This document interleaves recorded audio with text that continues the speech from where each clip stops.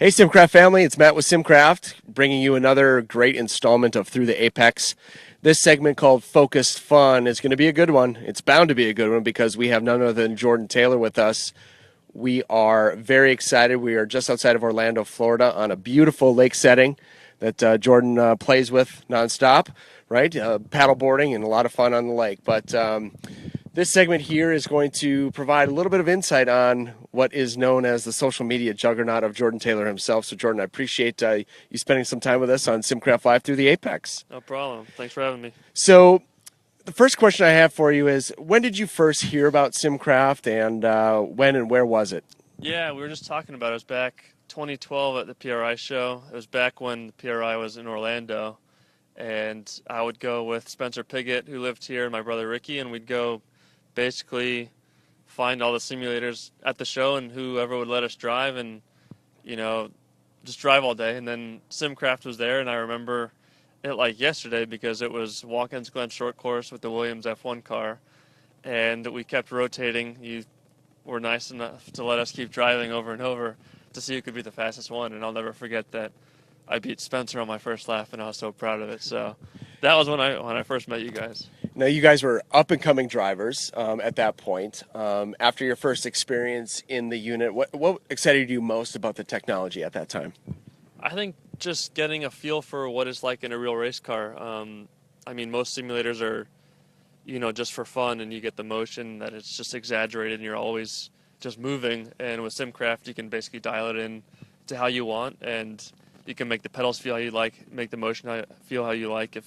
If you want more yaw, you just dial it in, and you can basically personalize it just for you. And I think every race car driver feels different things in a race car, and in sports car racing, I know that because, my feedback is different from my brother's sometimes, and, we have a different feeling for what's going on through the car. And with a lot of simulators, you just have one set sim setting, and, you're stuck with it. But with SimCraft, each driver can kind of personalize it and make it how you want. And, I've got mine at the house, and it's always changing, depending on the track and the car, so it makes it easy.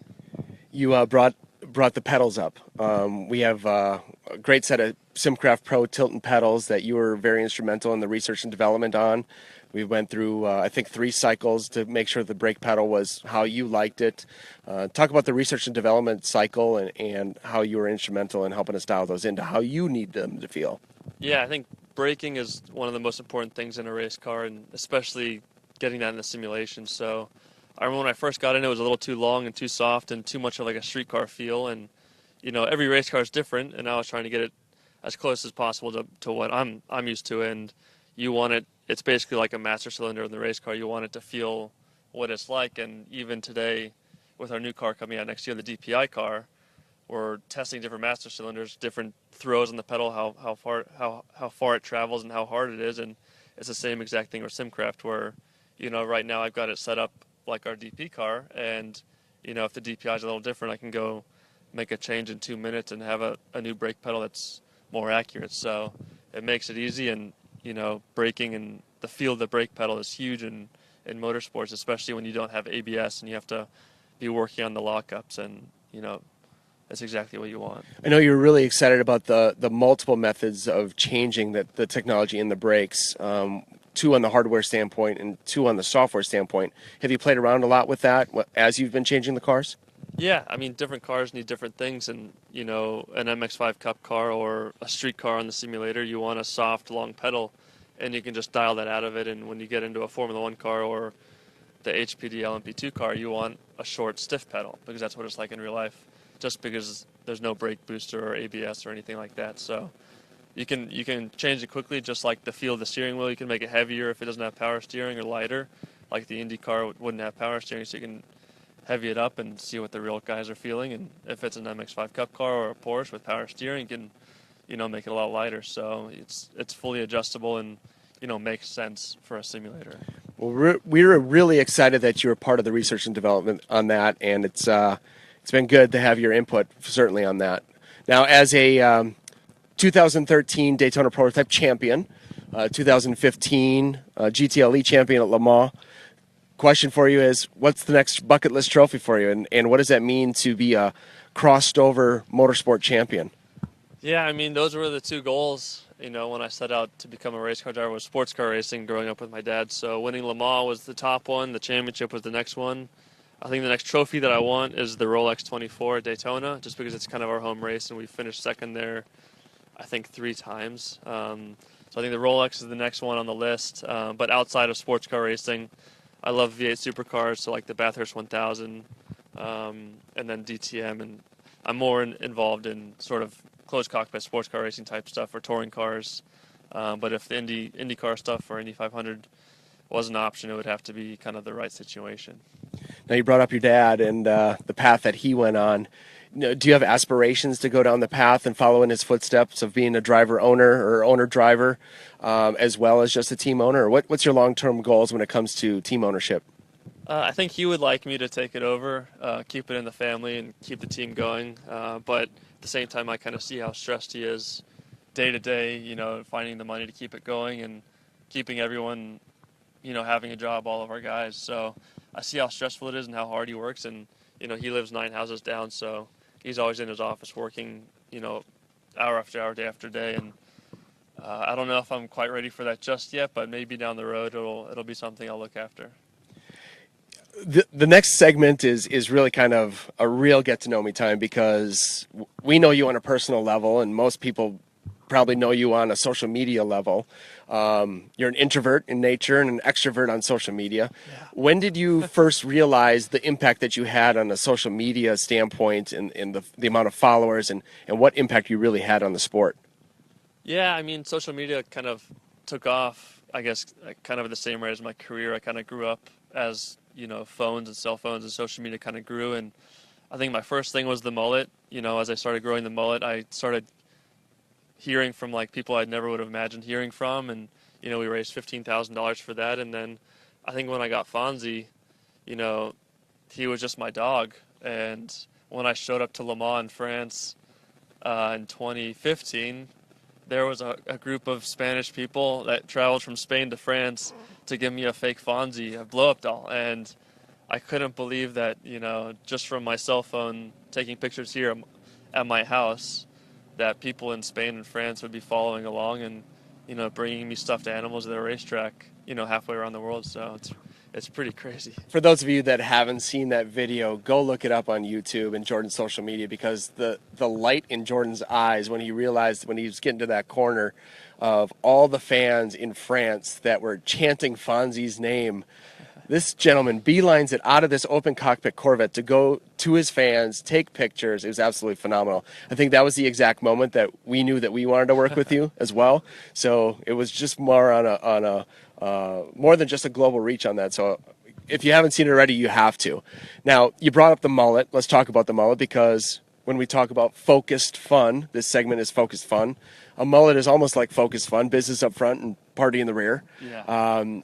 That's kind of your social media presence. When you're looking forward in the driver window, you have all business, and your social media platforms are always so much fun. Yeah. Where do you get it from? What's the distinction? I don't know. I mean, we talked about it for like an hour today, and I don't understand where it comes from. I mean, right now, you wouldn't think that I have that type of personality, because I'm very blunt and, pretty mellow and humble. I wouldn't say, or monotone, I'd say, like very plain. And then if someone had to look at my social media, it would be a complete 180.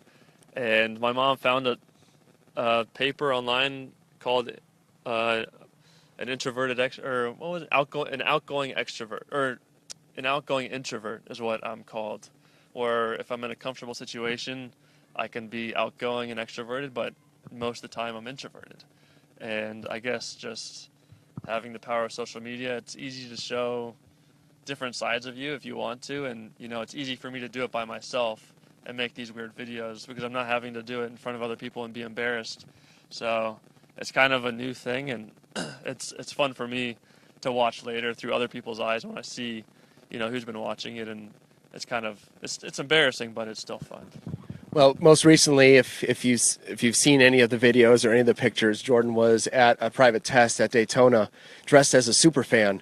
And it was a private test, so there weren't any fans allowed in the track itself, but there was one Superfan. And I know someone had mentioned on social media that if you just grew up, you would be the face of sports car racing forever. And what do you say to that?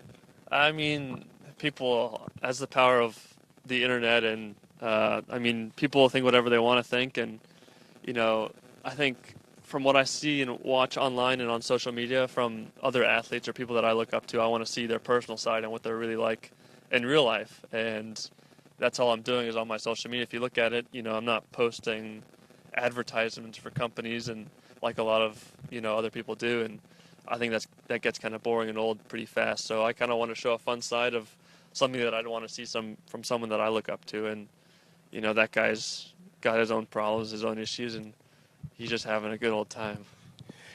We were fortunate enough. We traveled with the Wayne Taylor Racing team, and you and Ricky were living science experiments at the Petite. There were doctors on site. They were doing tests. They were trying to take real life data directly out of the car, out of you as a person.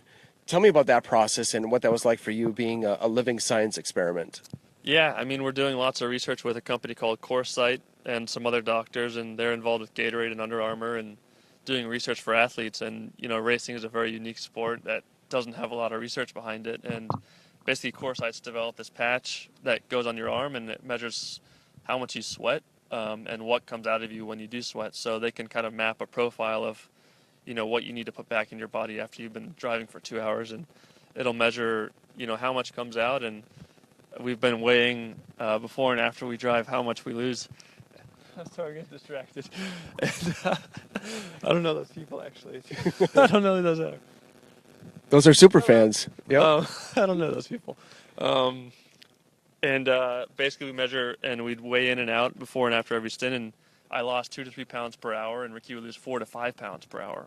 And basically what they want to do is get a better understanding for the driver and what they're going through. And we also took a pill that would measure body temperature and core temperature, and we were up to 101, 102 degrees inside your body. And if you went to the hospital with that, you'd be admitted straight to the ICU. And we had no idea that was even happening. So basically what our engineering team and CoreSight and Gatorade are kind of researching is, what the driver's going through and trying to map kind of an algorithm to see what the driver's going through and for them to know when the driver's reaching their limit. And basically driver management is what they're trying to do. So in endurance racing, if you're using the driver up a triple stint in the middle of the night at Daytona, are you just killing that driver and he's going to be exhausted for the rest of the time? So they want to understand, all right, we'll use them for 2 hours now, get them 4 hours rest, and he'll be good to go later on. So it's just a lot of R&D. It's more than just the car being the athlete and the driver being the most phenomenal athlete, but the science behind it and making sure that those types of situations don't happen. Unbelievable to be a part of that. Now, the last thing I have for you is about Fonzie. Let's talk about Fonzie for a second. Everybody loves Fonzie.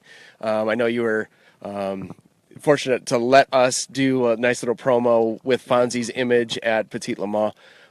What has Fonzie done for you and your outward approach and your outward image, and how's he just changed your life? Because everybody loves Fonzie.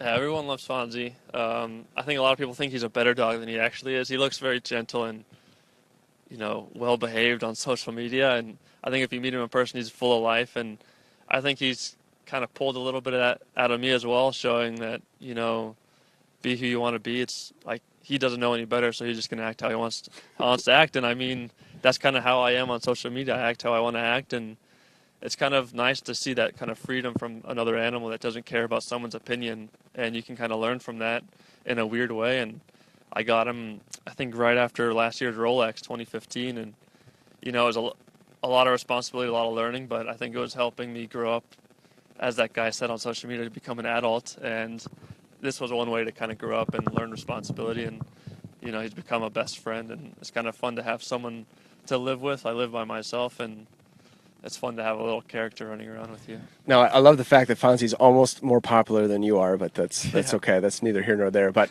the last question I have for you is, why SimCraft? Why is that the company versus all the others?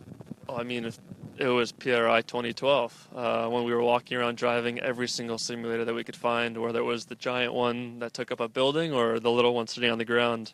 SimCraft was the one that gave us the best feedback and the best representation of what we do in real life. And not only is it just fun to drive on at my house, but it's a tool that I can use day to day to become a better race car driver. And, before Daytona next year, I'll be on there from now until then, logging laps and seeing what I can learn.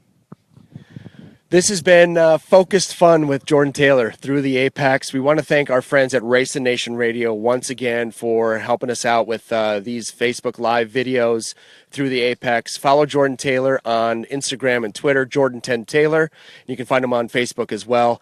And Racing Nation Radio has always been a great resource for us, and we love partnering up with them. So thanks to those guys. Share this video, comment on it with your best Jordan Taylor moment, and Jordan might just have something that he might want to give away for all of our followers. So Jordan, appreciate your time. Thank you. This has been Through the Apex with Jordan Taylor.